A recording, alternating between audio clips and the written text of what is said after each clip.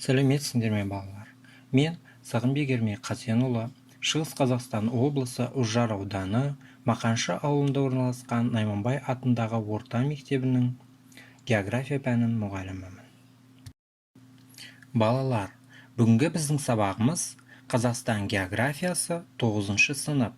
2 бөлім картография және географиялық деректер базасы.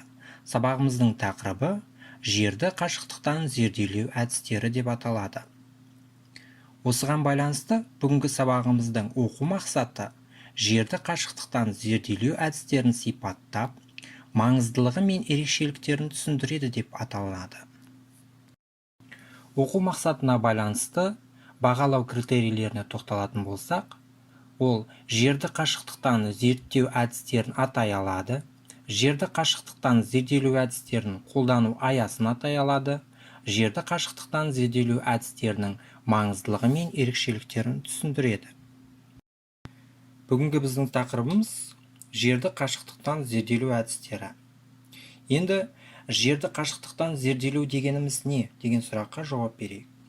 Қашықтықтан зерделеу ол жер беті мен ондағы нысандар, яғни атмосфера, гидросфера, жер қыртысының жоғарғы қабаты жайлы қашықтықтан дәл ақпарат беруді айтамыз. Қазіргі таңда қашықтықтан зерделеудің негізгі 2 әдісі бар. Оның біріншісі авиациялық әдіс, яғни аэрофотосуреттер жасау, екінші ғарыштық әдіс, яғни ғарыштық суреттер жасау арқылы жүзеге асырылады. Енді қашықтықтан зерттеулер үшін ғана емес, сондай-ақ өндіріс, экология салаларындағы мәселелерді де шешу үшін кеңінен қолданылады. Жалпы алғанда, жерді қашықтықтан зерделеу әдісі бұл алғаш фотосуреттермен бірге пайда болған болатын. Алғашқы суреттерді әуе шарынан Гаспар Надар 1958 жылы жасады. Өздерің экраннан көріп отырған бұл Париж қаласының суреті болған болатын.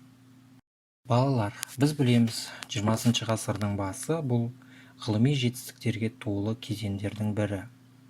Бұл кезеңде көптеген ғылымға жаңа бағыттар қосылды, жаңа тың идеялар ашылған болатын. Сондай тың идеялардың бірі бұл Бірінші дүниежүзілік соғыс алдында аэростаттар мен дирижабльдердің пайда болуында. Бұл кездегі аэростаттар мен дирижабльдерді қандай мақсатта қолданды дейтін болсақ, яғни жер суреттерін әскери барлау жұмыстары үшін, белгілі бір маршруттарды сызу үшін, карталарды құрастыру үшін, әскери тактикаларды жүргізу үшін қолданған болатын. Жалпы алғанда, ұшақтан түсірілген алғашқы аэрофотосуреттер 1909 жылы түсірілген болатын. Ал енді ғарыштан алғашқы сурет ақш-тың жіберген зымыранына 1946 жылы түсірілді. Жалпы жерді қашықтықтан зерделеудің қазіргі дәуірі қашан басталды дейтін болсақ, ол 1972 жылы НАСА-ның жер бетін зерттейтін технологиялық серігі РТС-тің қолданысқа енгізуімен тікелей байланысты болып келеді. Балалар, біздің ғаламшарымыздың орбитасында үнемі жер бетінде болып жатқан құбылыстарды сырттай бақылап отыратын 100-ден аса жасанды серіктер бар. Олардың негізгі мақсаты табиғат құбылыстарын, ғарыштық аэрофотосуреттерін ғана түсіріп қана қоймай, олардың пайда болу себептерін түсінуге көмегін тигізетін сипаттамаларды жинастырумен де шұғылданады. Мұндай сипаттамаларды жинастыруда келесі әдіс-тәсілдерді қолданады екенбіз. Яғни біріншісі активті, екіншісі пассивті. Активті дегеніміз қашықтықтан әрі байланысқа түспей зерттеу әдістері, яғни лазерлік сәулелерді қолдану мүмкіндігінен туындайды. Екінші пассивті, бұл жылу сәулелерін тіркеу негізіндегі әдістерді айтамыз. Яғни күн сәулесі және жердің шағылысу сәулелерін пайдалану арқылы жүзеге асырылатын әдіс-амалдардың жиынтығы болып табылады. Бүгінгі таңдағы ғылым мен инновацияның даму барысында біз дрон ұшақсыз әуе көлігінің көмегіне де жүгінеміз. Яғни ол ауа райы жағдайлары мен аумақтарды бақылау жұмыстарын жүргізуде, қажетті жүктерді жедел жеткізуде, әскери саладағы бағдарлау жұмыстарын жүргізу барысында, сондай-ақ ғылыми зерттеу жұмыстарын жүргізу барысында, әсіресе шалғай аймақтарда адам аяғы жетпейтін қиындық туындыратын аймақтарды зерттеу барысында осы дрон ұшақсыз әуе көліктерін кеңінен қолданады. Ал енді балалар, қашықтықтан зерделеудің негізгі нысандарына келетін болсақ, ол бірінші ауа райы мен климат, яғни жауын-шашын, бұлт, жел, турбуленттілік, сәуле шағылу. Екінші бұл қоршаған орта элементтері. Үшінші мұхиттар мен теңіздер, яғни теңіз толқыны, ағысы, су көлемі, мұздықтар, мұздар.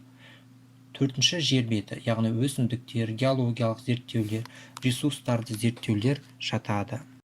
Ал енді балалар, жерді қашықтықтан зерделеу нәтижесінде алынған мәліметтердің қолдану аясына келетін болсақ, олар құқық қорғау мақсатында жер серіктік мониторинг кезінде, техногенді жағдайларға баға беруде, жер ресурстарын жобалау, басқару үшін, карталарды жаңартуда, метео бақылау құруда, атмосфера, дүниежүзілік мұхит және жер бойынша жүргізілетін ғылыми зерттеу жұмыстарын жүргізу кезінде, тау-кен өндіріс саласының жұмысын жақсартуда, су қоймаларын жағдайын бақылауда, ауыл шаруашылық болжамдарын құруда, сондай-ақ әртүрлі саладағы алғашқы ақпаратты енгізуде кеңінен қолданылады. Ал енді балалар, бүгінгі өтілген тақырыпқа байланысты тапсырмаларды орындайық. Бірінші тапсырма: көп нүктенің орнына тиісті сөзді қой. Жер бетін түсіру аппараттарының алуан түрлерімен қамтамасыз еткен авиациялық және ғарыштық құралдармен бақылау қалай аталады? Аэрофото түсірілім, масштаб, елді мекенді түсіру, жерді қашықтықтан барлау, координатты анықтау. Бірінші тапсырманы орындап болсақ, екінші тапсырмаға көшейік.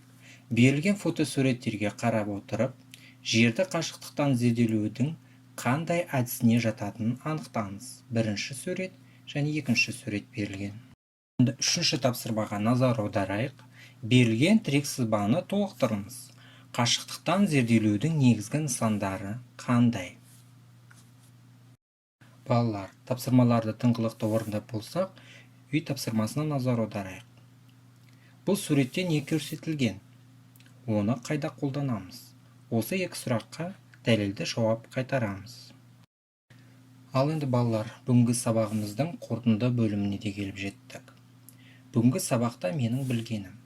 Оқушылар, өздерің бүгінгі сабақта үйренген, білгендеріңді 3 сөйлеммен қорытындылайық. Осымен бүгінгі біздің сабағымыз аяқталды. Назар қойып тыңдағандарыңа рахмет.